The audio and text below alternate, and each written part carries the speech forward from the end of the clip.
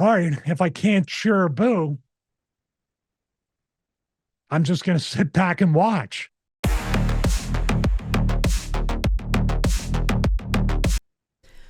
Now we're going to move on to our next bit of news. So Adam Cole has returned, someone you have wrestled as well in Ring of Honor. So Adam Cole returned to interrupt a beatdown by MJF on Daniel Garcia, who's also recently re-signed.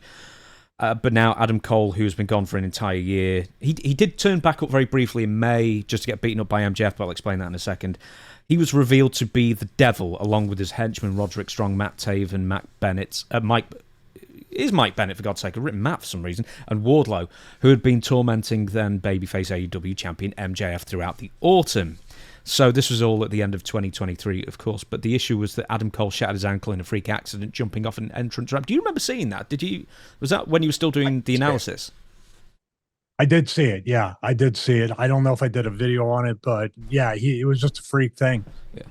That was on the same, if I'm memory serving me right, was that the same episode as the John Moxley video that you did do in the concussions? It was right around there. Yeah. I mean, it was kind of a lot going on in the company in that 1 to 2 week kind of thing. So that being said, Adam Cole was on crutches for many months. Anyway, the point is that he ends up being revealed as the Devil, and then he's going to be the biggest heel in the company, and then it's going to be Adam Cole and MJF as the babyface facing off, and then Adam Cole goes because he can't do anything, and then MJF disappears after he loses the AEW World Title to, I think, it wasn't Swerve, was it Samoa Joe who he lost to? I think it was Joe, and then Joe lost it to Swerve. Yeah. If I remember correctly.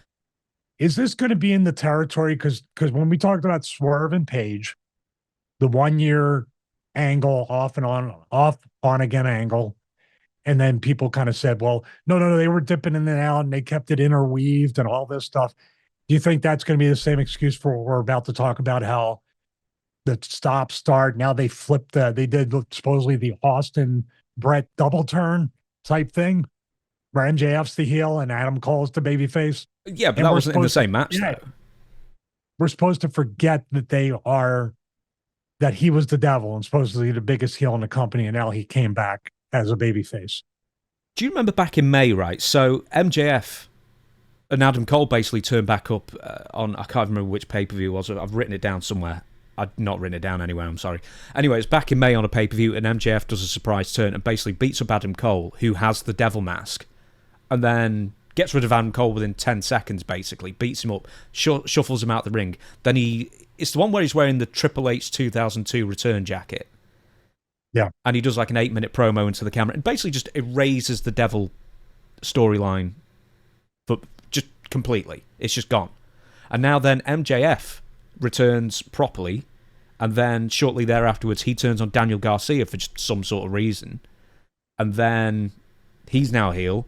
And then Adam Cole turns back up, who is just now a babyface. And it's one of those things where, as you say, Adam Page, Stuart Strickland, you can't quite tell why anyone's turned or really what the motivations are at this point. No. And I used the analogy back in the day when I was a kid that Paul Orndorff did more than one turn within a 2 or 3 year thing. And you thought he was stale at that point because you didn't know whether to cheer or boo for him. And this is real or boo at him. So this is just that turned all the way up. So I don't understand. Like the basis, I don't have to explain it to anyone. We have a basic fundamentals of a wrestling match up on episode 15. You got to boo or cheer somebody, but you also have to feel like your emotions and the emotions that are elicited out mean something. Like literally, if I have to boo and then cheer and then boo then cheer then boo then cheer, it's almost like you're being played. You're strung along, and your emotions that you're trying to give into the product and the characters, one way or the other, is being tossed aside, or you're almost being mocked for doing it. Do you kind of get that impression? I know that's not what they mean to do, but perception is the reality of it all. And that's why I feel like now AEW is in a tough spot. Even WWE to a point is also in a little bit of a tough spot where, all right, if I can't cheer or boo,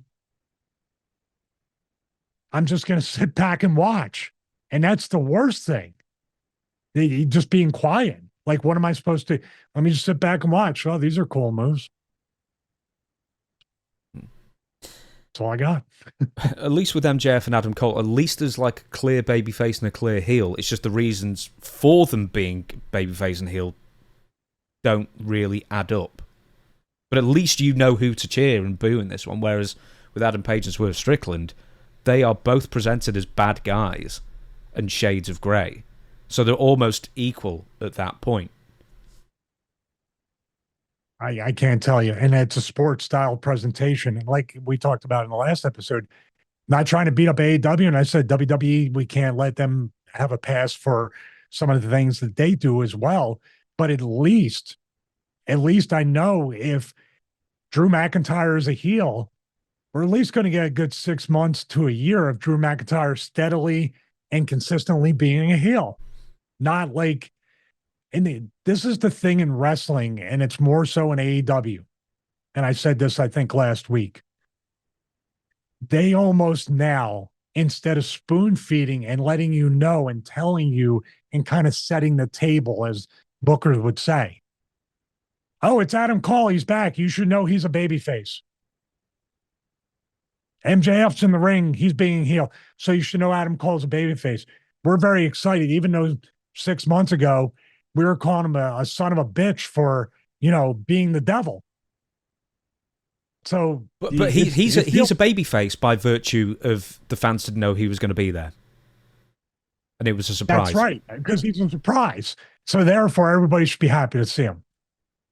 These assumptions, and I said it also, the ego not only of the wrestlers, but in this case, the creative team, to assume, and we all know what happens when you assume. You make an ass out of you and me. So you assume that, and then the fans will let you know that, well, you shouldn't have assumed that. You should have told us something. You should have did whatever. And does it do Adam Cole a disservice to not have a proper amount of vignettes and other things to come back and build to the point where what's going to happen when he crosses paths with MJF? So much has changed. And they keep asking him. And Adam Cole says, I'll think about that when I get to that. I got to take care of this. I got to get in ring shape. I got to win some matches. I'm back to do that. You could have played it out for at least a month to 6 weeks. That's the mystique and anticipation. And those two elements, mystique and anticipation, are both equally what sells tickets, pay-per-views, and merchandise. Now, Tony Khan has been claimed via Brian Alvarez that the AEW boss is now booking week to week. And famously, in the late 2010s especially, Vince McMahon was famous for, he's been famous for so many years, screwing up the old format, throwing it away and thinking, oh, we'll just do something else. And, you have to scramble to come up with creative that either does or doesn't make sense, but basically satisfies the boss. And further on in Vince's career as the head of WWE, it seemed even obvious to a fan such as I or anybody else watching that the booking was show to show.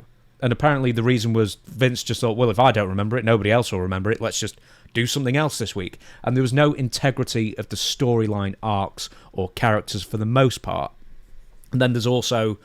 And also, this is sort of why AEW is in existence, because WWE television was so bad in the late 2010s that it gave sort of rise to... There was a gap in the warehouse door for someone to break in and have a second national or international American-based wrestling promotion to sort of go head-to-head with Vince, because so many disenfranchised fans out there wanted something different. They wanted a different presentation, and more importantly, I think, they wanted integrity of storyline and integrity of character, which is what I always harp on about with the MJF heel turn. It sort of just sprang out of nowhere. There wasn't really much motivation behind it. And then now Adam Cole's back, and he's a babyface. Why? Well, because it fits the narrative for this week. There's not a satisfying reason why he's now a babyface, in my mind. Yeah, I have to totally agree with all that. And yeah, Vince, even recently when he was there, before he left, he was ripping up scripts at 4, 5, 6 p.m. Sometimes as the show was going on, they were writing the show, which was really the death knell in the beginning of the end for WCW. when people would show up late or do whatever or change stuff or that doesn't work for me, brother, during the show. That's the kind of stuff that kills a company. Yeah. And here's my question at the end. I have one really important because we had TNA during that time drawing between 1 to 2 million people at, steadily on Impact before they even went live on the Monday experiment. But the MJF thing, the Adam Cole thing, or anything in general, this would be MJF's second or third time as a heel in the company, very much in Paul Orndorff territory. So you got to stay heel. So when next time he turns babyface, I heard people not saying, well, you're just a prick. Why am I going to like you? And they're going to try to shove him down people's throats as a babyface.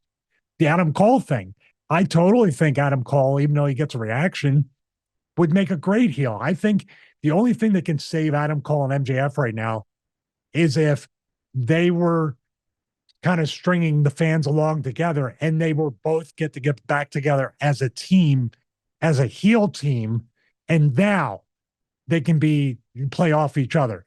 Because quite honestly, with Adam Cole, if you look at him, and I'm nobody to talk, I don't have great size, but still at the same time, you look at Adam Cole, he doesn't look like he can kick anybody's ass. He's much stronger as a swarmy, smart ass heel that can still work and go, but take shortcuts to compensate for his lack of size, his lack of muscle, his lack of any of that stuff. And also coming back as a heel allows Adam Cole to take less bumps, to not have to, be in a position to get sympathy. And the only time he really has to bump and feed is during the comeback. So it's a little bit more like he can control what he does and doesn't do within a match as a heel. Them two together would protect Adam Cole from getting re-injured. And now you have two people that really hate, and then you can put the belts on them, and now baby faces are chasing them, and people cheer for them to get beat up. I just want to also mention that, I don't want to pick on AEW too much, because WWE over the course of 15, 20 years have been the kings, the undisputed kings of just fitting someone in for that week, and changing direction on a down. Big Show, I mean, for goodness sake, what other example do you need than Big Show turning 40 times? I do want to say this about Adam. I've always got along great with him. He's always been very respectful. And he's always been very cool. And when I say the things I say, as people could, interpret that as negative criticism, I'm saying that as what someone else should be saying and thinking about before he even comes back. You did him a disservice, and you did MJF a disservice by just, here he is. Oh my God, he's back. What now? You could have really had them like, what's going to happen when they cross paths? What's going to happen when they finally get face to face? Those were the things that matches and angles are built on, the anticipation. And they killed it with him. You hit the music, you got a pop. The people already paid their tickets and are already in the building. Those weren't the people you were supposed to make interested. They were already interested. It was the people that weren't there.